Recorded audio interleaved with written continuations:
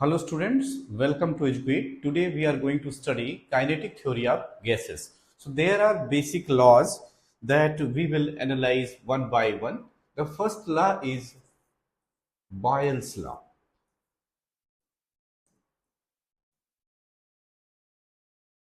So what is Boyle's law?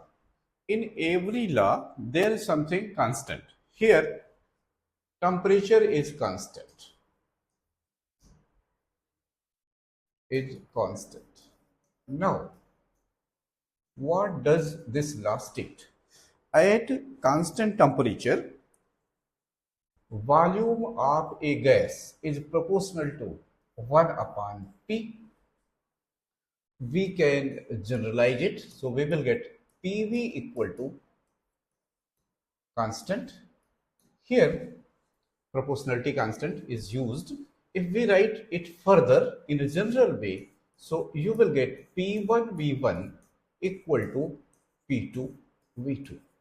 We can take some examples also for this. Suppose P1 is given as 2 atm, P2 is to be found, V1 is say 4 liter and V2 is say 6 liter. So if you put the values, you can easily get P2. So I think you have understood the basic law. So basic law is valid when temperature is constant, and it states that V is inversely proportional to pressure, or we multiply PV. So PV equal to constant, and if we generalize it, we can get P1 V1 equal to P2 V2. Now next law is Charles' law. Here again you have to mention what is constant. So at constant pressure, so at constant pressure, volume of gas is directly proportional to its temperature. Volume is proportional to temperature, or we can say that V upon T equal to constant. So we can generalize it. So on generalization, what do we get? V1 upon T1 equal to V2 upon T2. We can take some numericals like V1 is given, suppose 4 liters, V2 is given say 2 liter, T1 is given as say 23 degrees centigrade, and T2 is to be found. Keep in mind, while calculating such questions, you have to convert this degree centigrade into degree Fahrenheit. Sorry, not degree Fahrenheit, into Kelvin. And for that, Kelvin is equal to 273 plus degree centigrade. So this will become how much? 273 plus 23. So it will become 296 Kelvin, and then you can evaluate. Now next law is Gay-Lussac law. Gay-Lussac's law. Here again something is constant. What is that? So it is valid at constant volume. At constant volume. So what is law? It says that at constant volume, pressure is directly proportional to temperature, or we can write it as P upon T equal to constant. If we generalize it, it becomes P1 upon T1 equal to P2 upon T2, right? Then we can assume some numericals based on it, and we can do it. So up to here you have understood. Let's see next thing.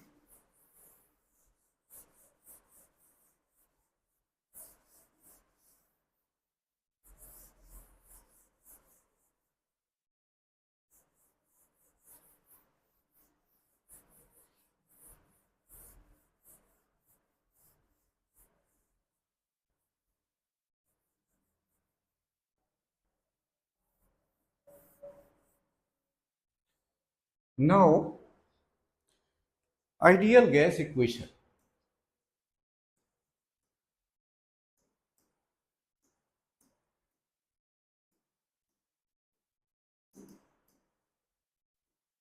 You have studied in thermodynamics also. The equation PV equal to nRT. If N is taken as 1 mole, then equation will become PV equal to RT. Here P is pressure, V is volume, R is gas constant, and T is temperature. Right. And R is 8.31 and its unit is joule per mole per Kelvin. Joule per mole per Kelvin. Now, next point is here if you wish to evaluate how do we get R. So, if you remember Boltzmann constant like Kb times Avogadro's number Na will give R. Later on, we will try to get this value. Now, let's see next point. Here, if we write the value of Kb, and that is 1.38 into 10 power minus 23, 1.38 into 10 to the power minus 23. And Avogadro's number, I think you remember, 6.022 into 10 power 23. If we evaluate, we will get same thing, 8.31, right?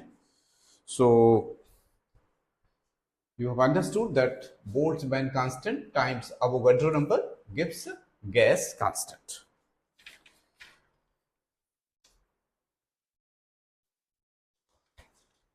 Now, we are going to see what is an ideal gas.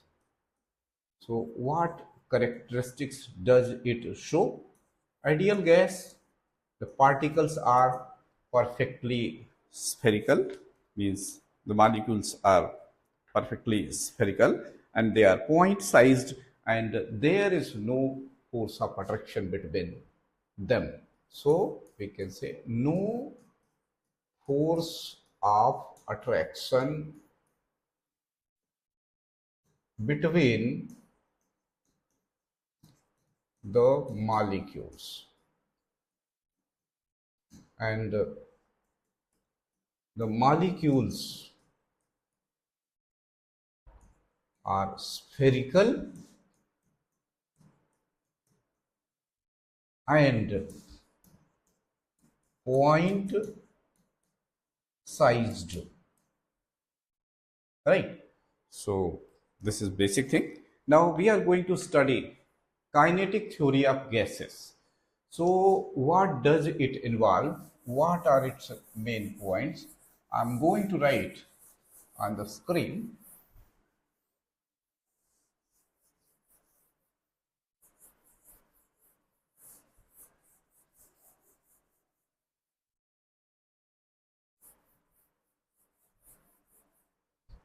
Okay.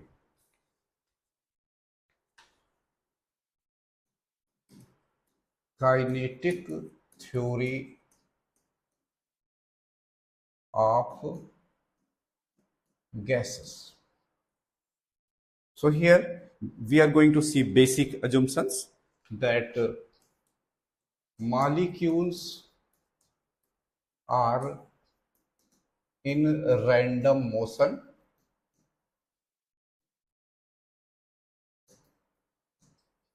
This first point. Second point, collisions between them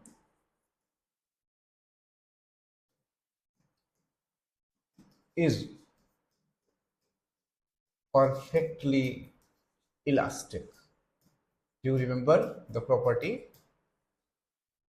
Elastic collision, perfectly elastic collision. Two things are important. Number one, momentum remains conserved.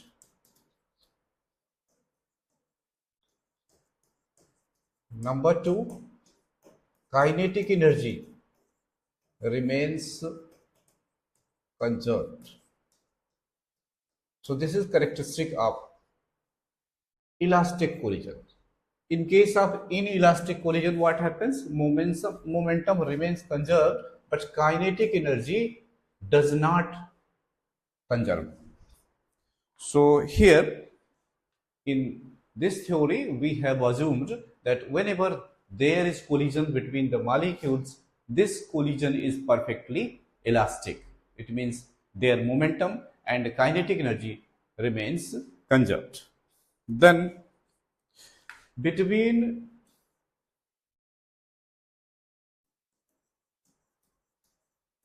two successive collisions, molecules move in a straight line.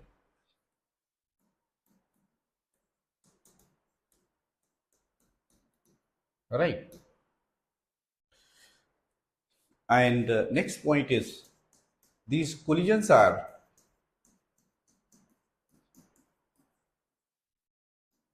instantaneous.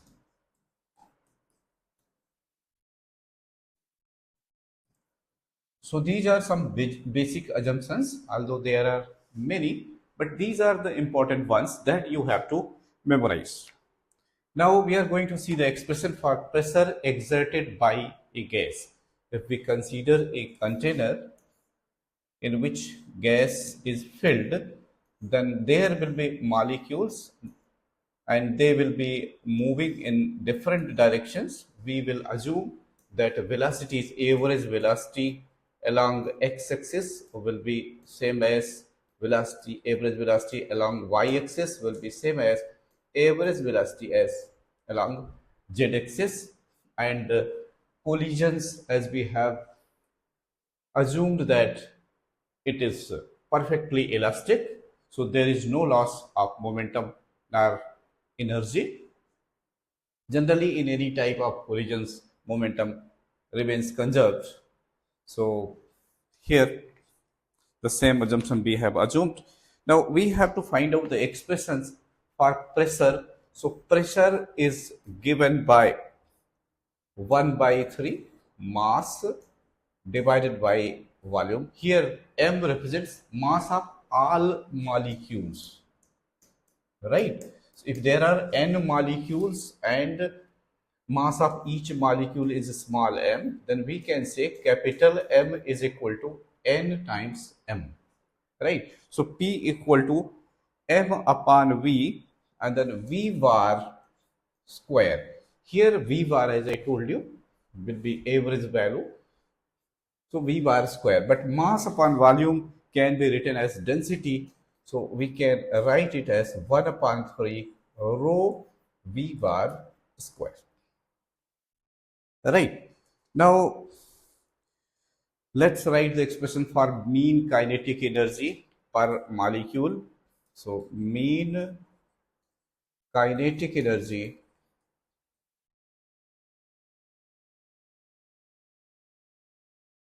per molecule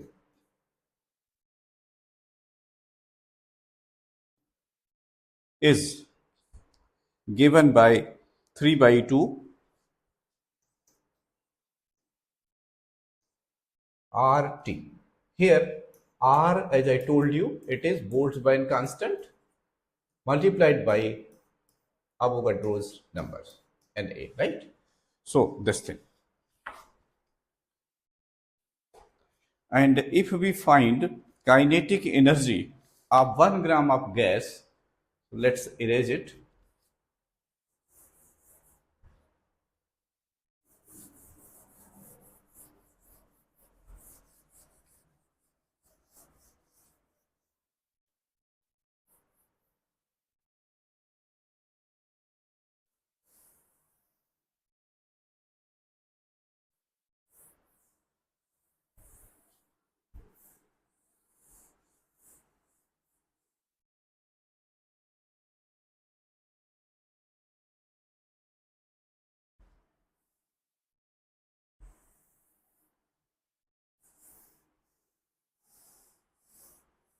Okay. So kinetic energy of 1 gram gas, Ke of 1 gram gas will be equal to 3 by 2 RT upon M. Right. Now let's see what is Graham's law of diffusion.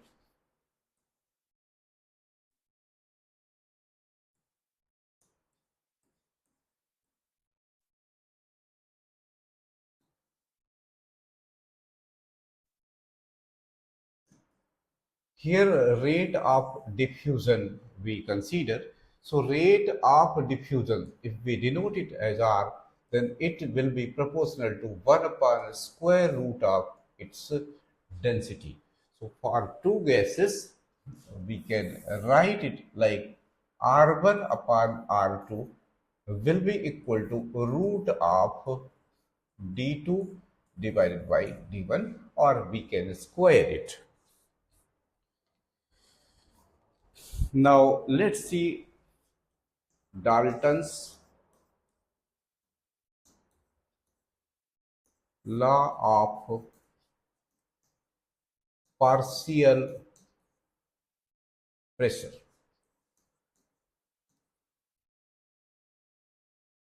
If there are many gases which are immiscible and each of them exert certain pressures, suppose one gas exerts pressure P1, another gas exerts pressure P2, then next gas exerts pressure P3 and so on, then total pressure is sum of individual pressures.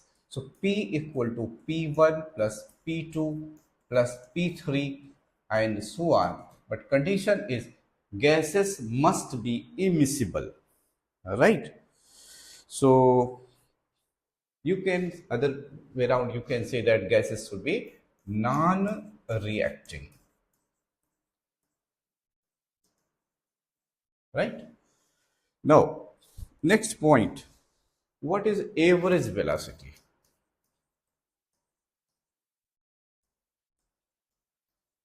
So, average velocity will be equal to velocities of each molecules, say V1 plus V2 plus dot dot dot plus Vn divided by n.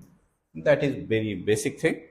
Now, if we find root mean square velocity, VRMS, root mean square velocity. So, in this case, we will find the squares of each velocities dot dot dot plus Vn square, and we will find their average, and after that we will take a square root, right? So, up to here, I think thing is clear. Now, we are going to see next thing.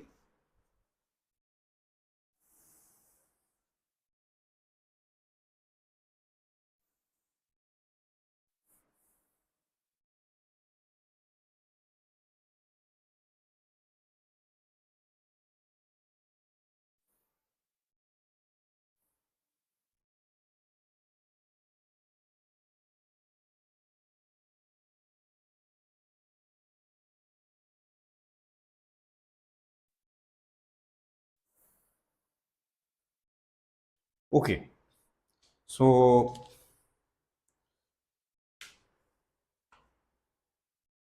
average velocity can also be written as that, you have to memorize because I'm not going to tell you the derivation. That is 8 times RT divided by pi times m, where m is mass of all molecules in the container, right? And R is gas constant, T is temperature, that you know. And suppose we write expression for VRMS, so it will be equal to 3 pm, so 3 PV divided by m under root. Now, we can also find most probable speed, means out of all speeds possible, what is most probable speed. So most probable speed will be equal to 2 pv upon m. 2 pv divided by m. Now we will see the relation that you have to memorize. VRMS is to V average is to V most probable. So the values are 1.73 is to 1.6 is to 1.41. Clearly, VRMS has the largest value, then comes V average, then comes V most probable. Correct. Now we are going to see degree of freedom.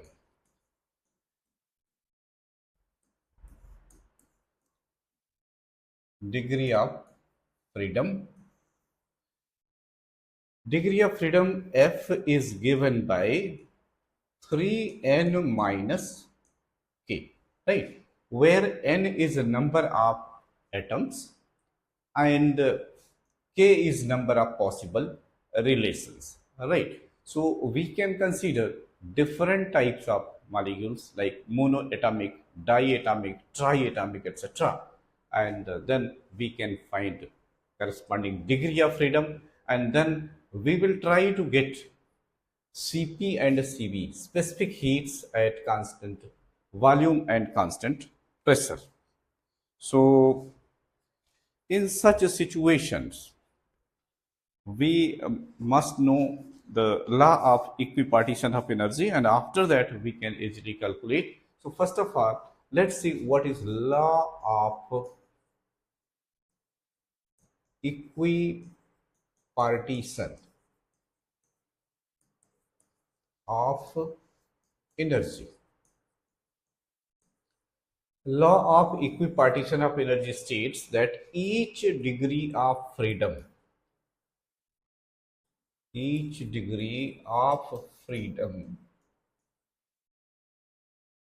has energy half kBT, right? So each degree of freedom has energy half kBT, where kB is Boltzmann constant. Now we are going to make use of this relation and this energy of each degree of freedom. Thereby we will try to find out internal energy, and then Cp and Cv, and finally we will try to find out the ratio of Cp and Cv. So let's see one by one.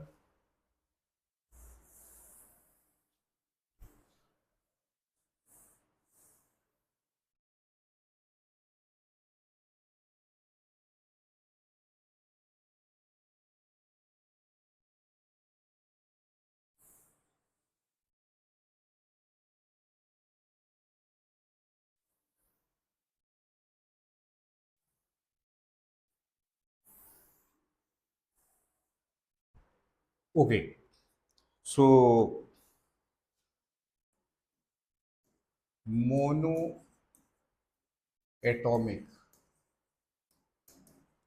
gas.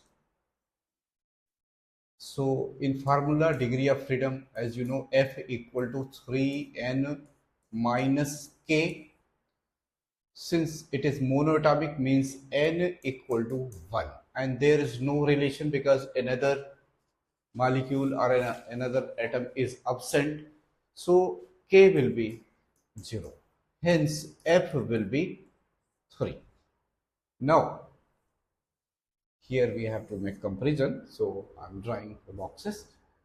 Now each degree of freedom has energy 1 by 2 kBT.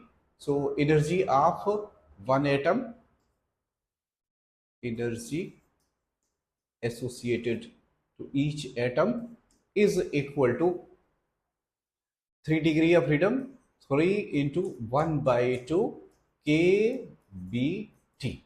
Now we consider 1 mole of atoms here. So energy will be equal to 3 by 2 kb into Na. Kb into Na times T. And you know Kb into Na equal to R. So 3 by 2 R T. This is internal energy. Now what we can do? We can write du upon dt. So du upon dt will give Cv. So this will become 3 by 2 R. And if you remember Mayer's relation, Cp minus Cv equal to R. So from where we get Cp equal to 3 by 2 R plus R, that is 5 by 2 R, correct? And then we can find gamma. So gamma is equal to Cp upon Cv.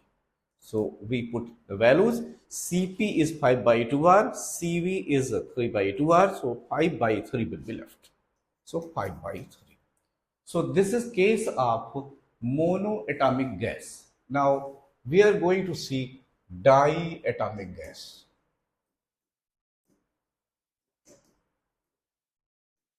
Right. So in case of diatomic gas, two possibilities exist. Number one, if there is no mode of vibration, means vibrational mode is not taken into account, then another value will be there. So let's see first one, when no vibration or no vibrational mode, right? In that case, F is 3n minus k will give n equal to diatomic means 2. So 3 into 2, and there is one relation possible between two atoms. So that will be 1. Hence, we will get 5. So we have got degree of freedom as 5. Now energy of 1 mole. So that will be equal to 5 by 2 kBT, right? Because same formula, it is F, each degree of freedom has energy 1 by 2 kBT, and since 1 mole we are considering, so we have to multiply by Na, Avogadro numbers. And you know Kb into Na gives R, so we will get 5 by 2 RT, and this is value of U. And if you remember, I told you du upon dt gives Cv, and Cv will become 5 by 2 R. And from Mayer's relation, you know Cp minus Cv equal to R, or Cp will be equal to Cp will be R plus Cv. So this will become 7 by 2 R, right? So we can find gamma for this. So gamma will be Cp upon Cv, that is 7 by 5.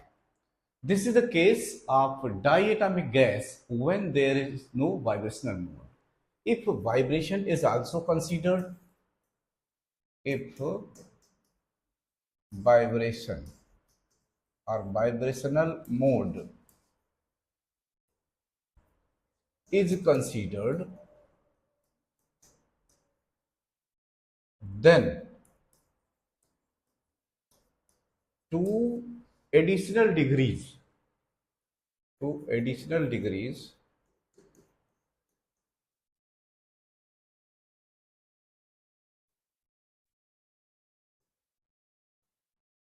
also be there,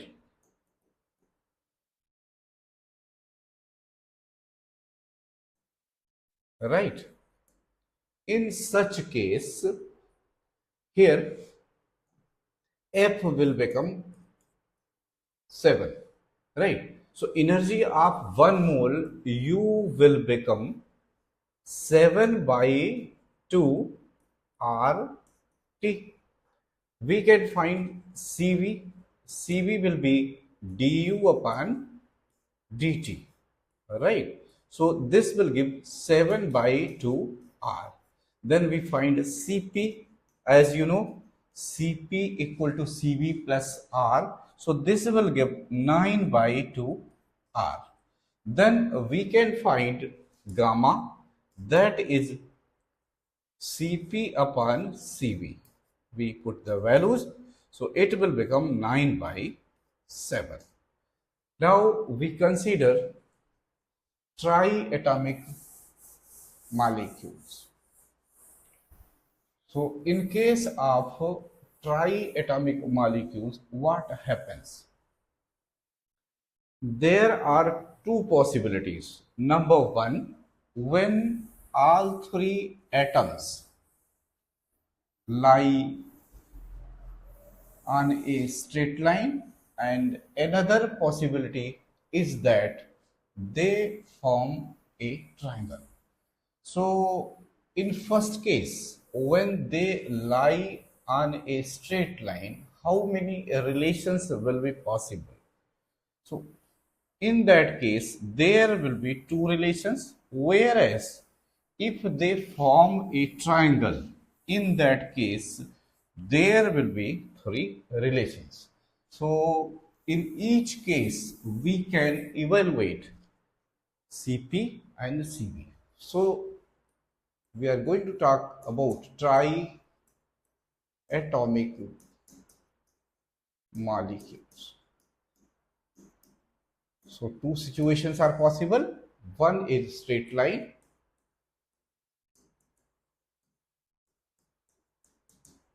Straight line means these are three molecules, right? So here two relations are possible, three molecules. So degree of freedom F can be found by applying formula 3n minus k. So 3 into 3 minus 2 relations are possible. It means 7. So energy of 1 mole will become 7 by 2. Then K B N A T, that is 7 by 2 R T, right? And then we find du upon dt, that is CV, right? So CV will be 7 by 2 R, and Cp will be 7 by 2 R plus R, that is 9 by 2 R. Then we find gamma, which is a ratio of Cp and Cv. So this will give 9 by 7, correct? Now another possibility here, these are three atoms. So this time degree of freedom will be 3n minus k. So there are three possible relations. So this value will become 3. So 3 into 3 minus 3. So that is 6. So degree of freedom will be 6. So energy of 1 mole molecules will become 6 by 2 KBNAT, that is 3RT, right? And then we find du upon dt, and that is equal to 3R, which is Cv also, and then Cp will be equal to Cv plus R, so that will give 4R. Hence, we can find gamma, and gamma is a ratio of Cp and Cv. So we put values. So Cp is 4R divided by Cv is 3R. So we have got 4 upon 3. This can be further generalized for n atoms also. So here one more concept is left in this lesson.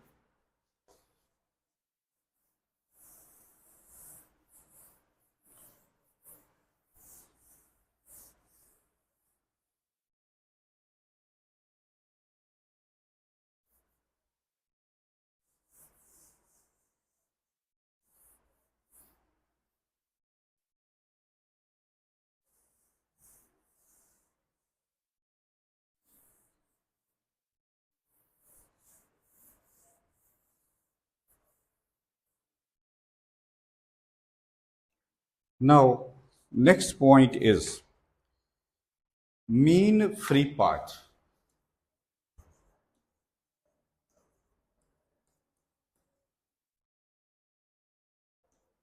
Mean free path means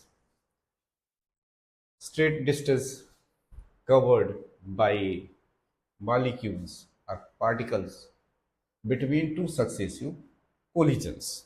So we take average value. So it is given by lambda bar is equal to 1 upon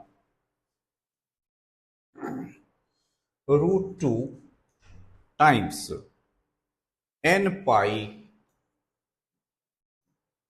d square, where n is number density,